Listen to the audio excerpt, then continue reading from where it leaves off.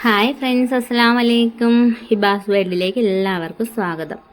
ഞാനൊരു evening സ്നാക്സിൻ്റെ recipe ആയിട്ടാണ് വന്നിട്ടുള്ളത്. നമ്മുടെ നേന്ത്രപ്പഴവും മുട്ടയും വെച്ചിട്ടുള്ള അകത്ത് ഫില്ലിങ്സ് ഒക്കെ വെച്ചിട്ടുള്ള ഒരു സ്നാക്സ് ആണ്. എല്ലാവരും ഇതുപോലെ ഒന്ന് ട്രൈ ചെയ്ത് നോക്കണം.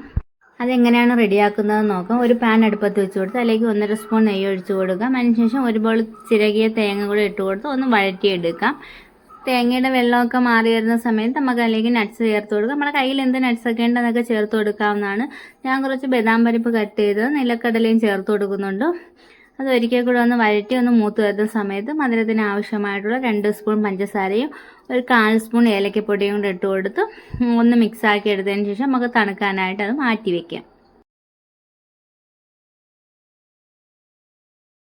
ഇനി നമുക്ക് അതിലേക്ക് ഒരു ബാറ്റർ തയ്യാറാക്കി എടുക്കണം. അതിനായിട്ട് ഒരു മിക്സിയുടെ ജാറിലേക്ക് 2 നേന്ത്രപ്പഴം കട്ട് ചെയ്തത് ഇട്ട് കൊടുക്കുന്നുണ്ട്.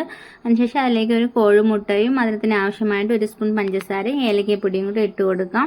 നമ്മൾ ഈ പഴത്തിൻ്റെ മിക്സിനകത്ത് 1 സ്പൂൺ പഞ്ചസാരയും കൂടെ അത് വേണമെങ്കിൽ സ്കിപ്പ് ചെയ്യാവുന്നതാണ് കേട്ടോ. നമ്മൾ ഫില്ലിങ്സിനകത്ത് 2 സ്പൂൺ പഞ്ചസാര ചേർത്തിട്ടുണ്ട് ഉള്ളതുകൊണ്ട് ഇതിലിപ്പോൾ ഇട്ടില്ലെങ്കിലും കുഴപ്പമൊന്നുമില്ല.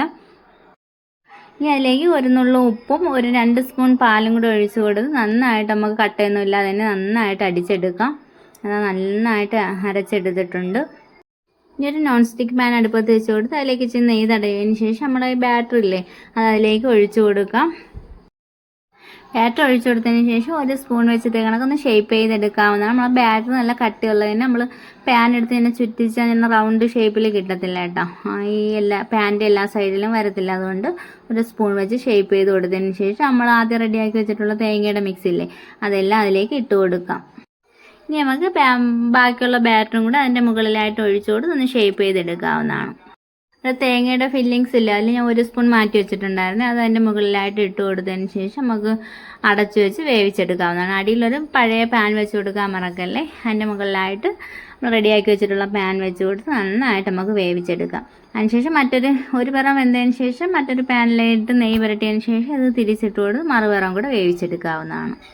പഴം ആയതുകൊണ്ട് തന്നെ നമുക്കത് പെട്ടെന്ന് റെഡിയാക്കി എടുക്കാനും പറ്റും. നമുക്ക് പെട്ടെന്ന് റെഡിയാക്കാൻ പറ്റിയിട്ടുള്ള വളരെ കുറച്ച് ഇൻഗ്രീഡിയൻസ് വെച്ചിട്ടുള്ളൊരു നല്ലൊരു ഈവനിങ് സ്നാക്സ് റെഡി ആയിട്ടുണ്ട്. എല്ലാവരും ഇതുപോലെ ഒന്ന് ട്രൈ ചെയ്ത് നോക്കണം. പഴം കഴിക്കാൻ മടിയുള്ള കുട്ടികൾക്ക് ഇത് കണക്കൊന്ന് ആക്കി കൊടുത്ത് അവർ ഉറപ്പായിട്ടും കഴിക്കും. നമുക്ക് പെട്ടെന്ന് റെഡിയാക്കി എടുക്കുന്നത്. അതുപോലെ തന്നെ നമ്മൾക്ക് ഇഫ്താറിനൊക്കെ സെർവ് ചെയ്യാൻ പറ്റിയിട്ടുള്ളതും ഗസ്റ്റൊക്കെ വീട്ടിൽ വന്നാൽ നമുക്ക് പെട്ടെന്ന് റെഡിയാക്കി കൊടുക്കാൻ പറ്റിയിട്ടുള്ളൊരു സ്നാക്സും കൂടിയാണത്.